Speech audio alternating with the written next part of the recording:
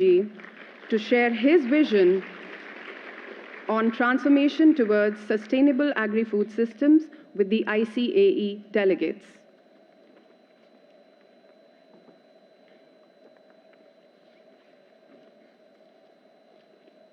कृषि एवं किसान कल्याण मंत्री श्रीमान Shivraj Singh Chouhan, international conference of agriculture economics के president doctor Matin Qaim, NITI Aayog के सदस्य श्री रमेश जी, भारत और अन्य देशों के एग्रीकल्चर साइंटिस्ट, रिसर्च से जुड़े अलग अलग यूनिवर्सिटी के हमारे साथी, एग्रीकल्चर सेक्टर से जुड़े एक्सपर्ट्स और स्टेक होल्डर्स, देवी और सज्जनों, मुझे खुशी है कि 65 साल के बाद आईसीएई की ये कॉन्फ्रेंस भारत में फिर हो रही है। आप दुनिया के अलग अलग देशों से भारत आए हैं। भारत के 120 मिलियन किसानों की तरफ से आपका स्वागत है।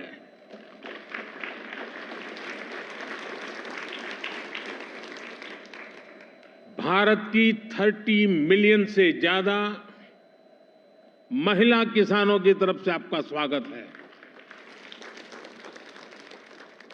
देश के 30 मिलियन फिशरमैन की तरफ से आपका स्वागत है। देश के 80 मिलियन से ज्यादा पशुपालकों की तरफ से आपका स्वागत है। आप आज उस देश में हैं जहां 550 मिलियन पशु हैं। कृषि प्रधान देश भारत में, जीव प्रेमी भारत में आपका स्वागत है, अभिनंदन है।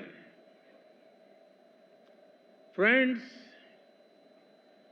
भारत जितना प्राचीन है उतनी ही प्राचीन एग्रीकल्चर और फूड को लेकर हमारी मान्यताएं हैं, हमारे अनुभव हैं। और भारतीय कृषि परंपरा में साइंस को, लॉजिक को प्राथमिकता दी गई है। आज फूड और न्यूट्रिशन को लेकर इतनी चिंता दुनिया में हो रही है, लेकिन हजारों साल पहले हमारे ग्रंथों में कहा गया है, अन्नम ही भूतानाम ज्येष्ठम तस्मात् सर्वौषधम उच्यते। अर्थात सभी पदार्थों में अन्न श्रेष्ठ है, इसलिए अन्न को सभी औषधियों का स्वरूप, उनका मूल कहा गया है। हमारे अन्न को औषधीय प्रभावों के साथ इस्तेमाल करने का पूरा आयुर्वेद विज्ञान है। ये पारंपरिक नॉलेज सिस्टम भारत के समाज जीवन का हिस्सा है। फ्रेंड्स, लाइफ और फूड को लेकर ये हजारों वर्ष पहले का भारतीय विजडम है। इसी विजडम के आधार पर भारत में एग्रीकल्चर का विकास हुआ है। भारत में करीब 2000 वर्ष पहले कृषि पराशर नाम से जो ग्रंथ लिखा गया था, वो पूरे मानव इतिहास की धरोहर है। ये वैज्ञानिक खेती का एक कॉम्प्रिहेंसिव डॉक्यूमेंट है, जिसका अब ट्रांसलेटेड वर्जन भी मौजूद है।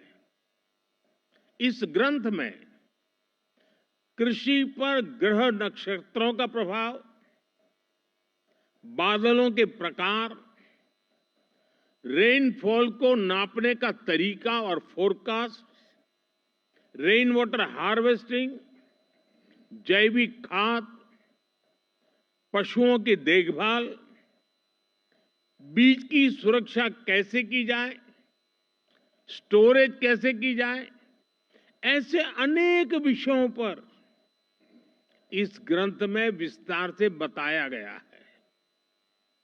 इसी विरासत को आगे बढ़ाते हुए भारत में एग्रीकल्चर से जुड़ी एजुकेशन और रिसर्च का एक मजबूत इकोसिस्टम बना हुआ है। Indian council of agriculture research के ही 100 से ज्यादा रिसर्च संस्थान है।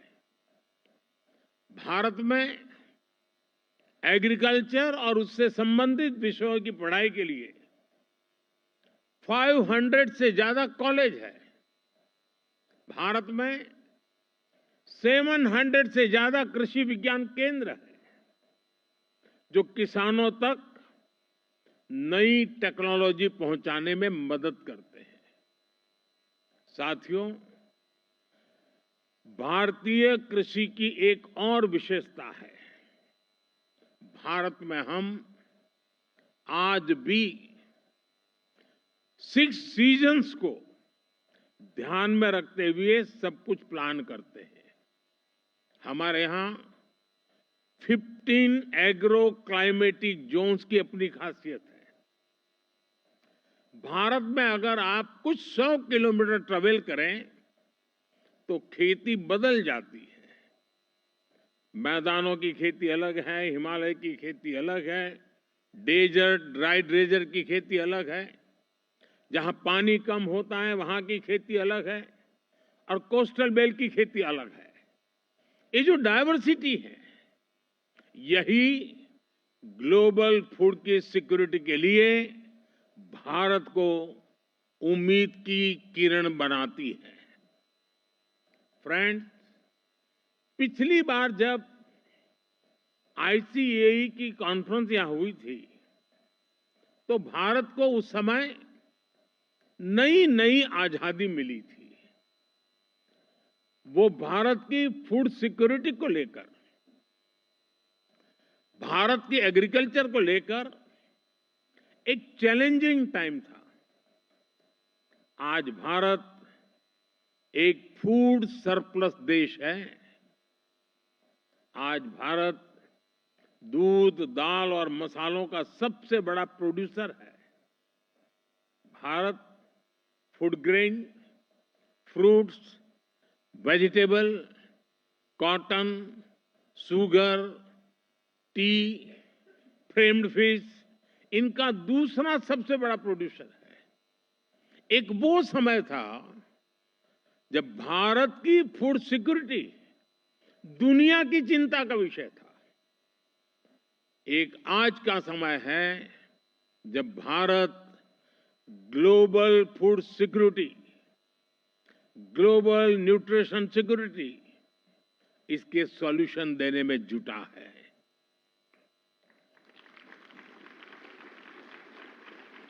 इसलिए फूड सिस्टम ट्रांसफॉर्मेशन जैसे विषय को डिस्कस करने के लिए भारत के अनुभव बहुमूल्य है। इसका बहुत बड़ा लाभ विशेषकर ग्लोबल साउथ को मिलना तय है। साथियों, विश्व बंधु के तौर पर भारत मानवता के कल्याण को सर्वोपरि रखता है। G20 के दौरान भारत ने वन अर्थ वन फैमिली और वन फ्यूचर का विजन सामने रखा था। भारत ने एनवायरनमेंट को बचाने के लिए लाइफस्टाइल यानी मिशन लाइफ का भी मंत्र दिया। भारत ने one earth one health initiative भी शुरू किया। हम ह्यूमन, एनिमल्स और प्लांट्स की हेल्थ को अलग अलग नहीं देख सकते। सस्टेनेबल एग्रीकल्चर और फूड सिस्टम्स के सामने आज जो भी चैलेंजेस है, इनको वन अर्थ वन फैमिली और वन फ्यूचर की होलिस्टिक अप्रोच के साथ ही निपटा जा सकता है। साथियों, एग्रीकल्चर हमारी इकोनॉमिक पॉलिसी के सेंटर पे है। हमारे यहां करीब 90% परिवार ऐसे हैं जिनके पास बहुत कम जमीन है। ये छोटे किसान ही भारत की फूड सिक्योरिटी की सबसे बड़ी ताकत है। यही स्थिति एशिया के कई विकासशील देशों में है। इसलिए भारत का मॉडल कई देशों के काम आ सकता है। जैसे एक उदाहरण के लिए सस्टेनेबल फार्मिंग का। भारत में हम बड़े पैमाने पर केमिकल फ्री नेचुरल फार्मिंग को प्रमोट कर रहे हैं। इसके काफी अच्छे रिजल्ट देखने को मिले हैं। इस साल के बजट में भी बहुत बड़ा फोकस सस्टेनेबल फार्मिंग और क्लाइमेट रेजिलिएंट फार्मिंग पर है।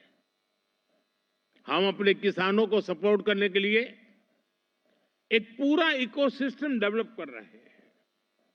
भारत का बहुत जोर क्लाइमेट रेजिलिएंट क्रॉप से जुड़ी रिसर्च एंड डेवलपमेंट पर है। बीते 10 सालों में हमने करीब 1900 नई क्लाइमेट रेजिलिएंट वैरायटी अपने किसानों को दी है।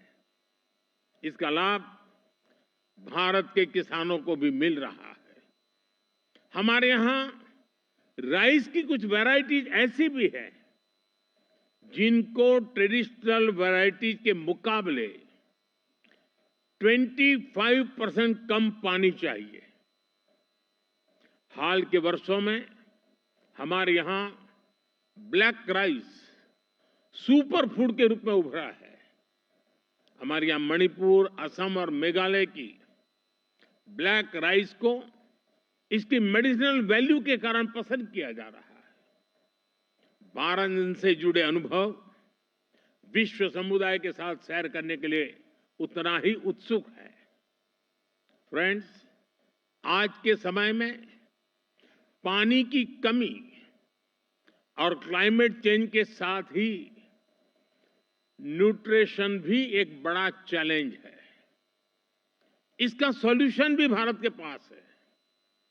भारत मिलेट्स का दुनिया का सबसे बड़ा प्रोड्यूसर है, जिन्हें दुनिया सुपर फूड कहती है, और उसे हमने श्री अन्न की पहचान दी है।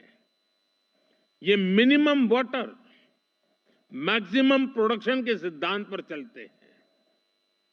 भारत के अलग अलग super foods global nutrition problem को एड्रेस करने में बड़ी भूमिका निभा सकते हैं।